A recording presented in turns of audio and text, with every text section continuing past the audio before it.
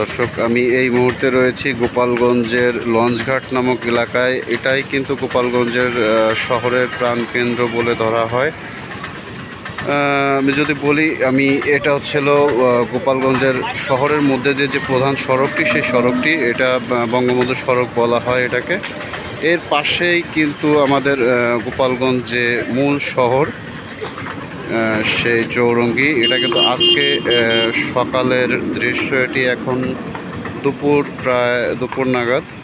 তো এখন পর্যন্ত কিন্তু যানবাহন চলাচল অথবা লোকজনের চলাচল স্বাভাবিক হয়নি। সব ধরনের দোকানপাট বন্ধ রয়েছে। গোপালগঞ্জে 144 ধারা জারি থাকার কারণে এইচএসসি এবং সমমানের আজকের যে পরীক্ষা ছিল, সেই পরীক্ষাও কিন্তু স্থগিত করা হয়েছে। আগামী নির্দেশনা না আসা পর্যন্ত বলা যাচ্ছে না এই কারফিউ বাড়বে নাকি শিথিল হবে। তবে সকাল থেকে আমরা যেটা দেখেছি যে পুরো মহাসড়ক পুরো ফাঁকা।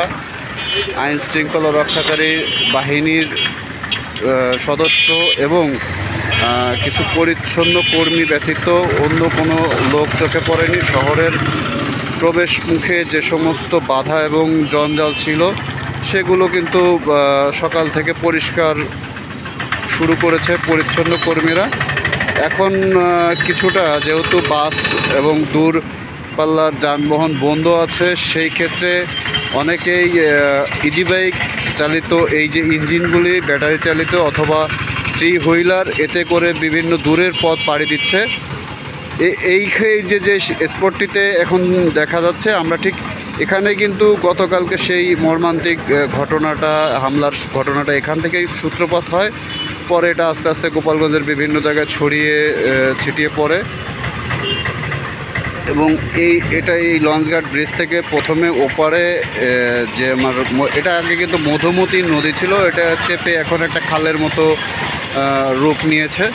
ঠিক তার পাশেই কিন্তু অবস্থিত এই যে লঞ্চঘাট। এখান থেকে কালকে এনসিপির নেতারা যখন বের হয়ে যাচ্ছিলেন, ঠিক তখন অতর্কিতভাবে তাদের উপরে দুর্বৃত্তরা হামলা করে।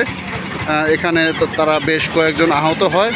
তো এই শহরের প্রাণকেন্দ্রে এখানে কিছু যান রিক্সা এবং থ্রি হুইলার দেখা গেলেও শহরের অন্য যে অলিগলি এবং প্রধান যে বাজারগুলি আছে, সেগুলো বন্ধ রয়েছে। এবং ব্যাংকের যে বিষয়টা, ব্যাংক সেক্টর বন্ধ থাকাতে মানুষের হয়রানি বাড়ছে। একই সাথে প্রত্যেকটি বুথের কিন্তু বন্ধ রয়েছে। প্রত্যেকটি ব্যাংকের বুথ বন্ধ, টাকা উঠাতে পারছে না। একই সাথে